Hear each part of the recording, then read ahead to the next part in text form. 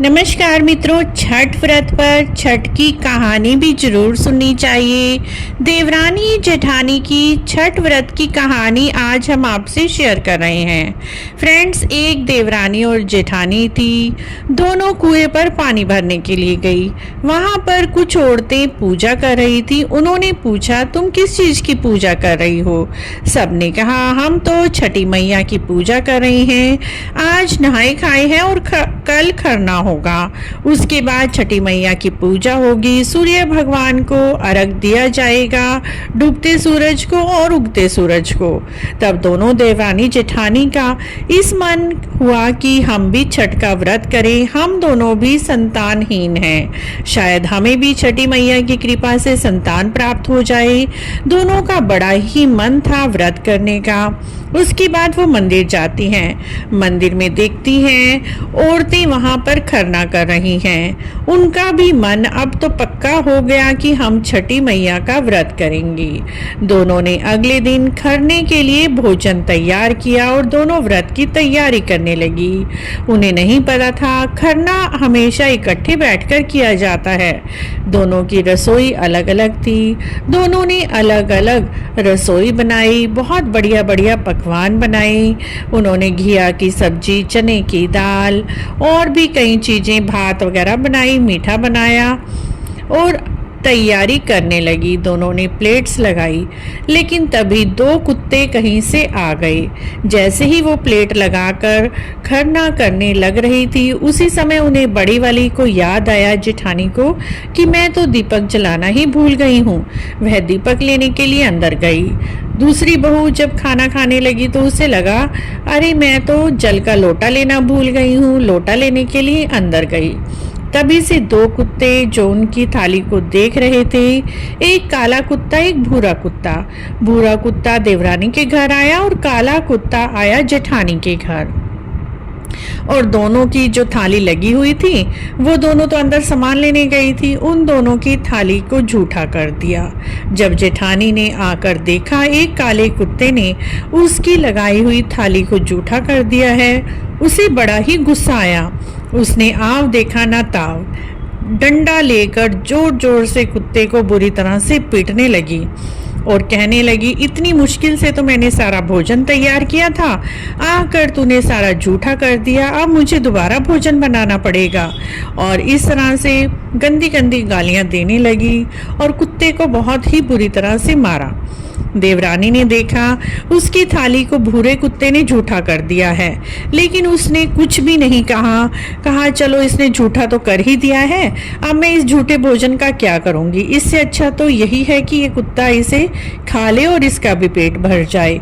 और उसने बड़े ही प्यार से उस कुत्ते को ही वह सारा भोजन खिला दिया। जब दोनों देवरानी जेठानी मिली और बोली कि दोनों का ही भोजन कुत्ते ने झूठा कर दिया है, तब जेठानी ने कहा, अब इतनी उसमें मेरे से तो भोजन नहीं बनेगा, मैं तो दोबारा भोजन बनाने वाली नहीं हूँ। लेकिन देवरानी कहने लगी, कोई बात नहीं जेठानी जी, मेरा भी तो कुत्ता झूठा कर गया है भोजन, मैं बना लेती हूँ, आप मेरे साथ बैठकर ही खरना कर लेना। और दोनों ने वहीं पर इकट्ठे बैठकर खरना कर लिया, छठी माता का व्रत किया। अगले दिन दोनों कुत्ते मर गए। जेठानी के द्वार पर ही दोनों कुत्ते मर गए और दोनों ने प्रण किया कि हम दोनों इन्हीं के घर पुत्र बनकर जन्म लेंगे। और हुआ भी यही कि 1 साल के बाद छठी मैया की कृपा से दोनों गर्भवती हो गई और दोनों के यहाँ पुत्र हुआ। एक ही दिन पुत्र जन्मे। दोनों बहुत खुश थी कि छठी मैया के व्रत की कृपा से हमें पुत्र रत्न की प्राप्ति हुई है। काला कुत्ता जेठानी के घर पुत्र के रूप में जन्म लिया और भूरे कुत्ते ने देवरानी के घर जन्म लिया। देवरानी का स्वभाव बहुत ही अच्छा था, उसका बच्चा भी बहुत ही अच्छा था, बहुत ही संस्कारों वाला था। जबकि जो काले कुत्ते ने पुत्र के रूप में जेठानी के घर जन्म लिया था, उसके अंदर सभी तरह की बुराइयां थी। लेकिन माँ बाप तो अपने बच्चों से प्यार करते ही हैं। जेठानी भी अपने बच्चे से बहुत प्यार करती थी, लाड करती थी और उसकी हर गलत और अच्छी बातों को पूरा करती थी। धीरे धीरे दोनों बड़े हुए, 25 वर्ष के हो गए, दोनों की शादी कर दी गई। देवरानी की बहू तो बहुत अच्छी आई, लेकिन जेठानी की बहू बहुत ही खराब आई। और जैसे पति था वैसा ही उसका नेचर था और दोनों अपनी सास को बहुत ही तंग करते थे और इस तरह से उनका जीवन व्यतीत हो रहा था। देवरानी सुखी थी, जेठानी दुखी थी। अपने कर्मों की वजह से ही उसे यह दुख मिल रहा था। एक बार दोनों देवरानी जेठानी घाट पर इकट्ठी होकर गई। उन्होंने देखा वहां पर छठी मैया का व्रत लोग कर रहे हैं। तब उन्होंने मन में विचार किया, हमने भी तो संतान प्राप्ति के लिए छठी मैया का व्रत किया था, लेकिन बीच में हमने इस व्रत को छोड़ दिया। शायद इसी वजह से हमारे जीवन में कष्ट आ रहे हैं। और उन दोनों ने दोबारा से छठी मैया से प्रार्थना की कि हमारे जीवन के सारे कष्ट, दुख, दर्द दूर करें, हमें सुख समृद्धि प्राप्त करें, प्रदान करें।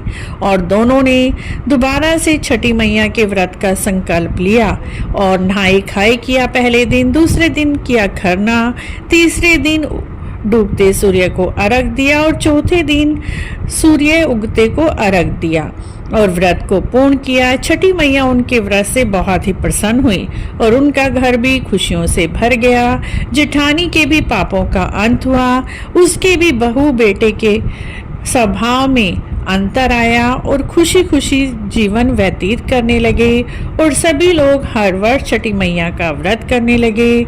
छठी मैया ऐसी ही हैं जो जिसकी मनोकामना हो सारी मनोकामना पूर्ण करती हैं, संतान देती हैं, संतान की आयु लंबी करती हैं, घर में सुख समृद्धि धन वैभव देती हैं। मित्रों, आपको भी छठी मैया की ये छोटी सी कहानी देवरानी जेठानी की कैसी लगी?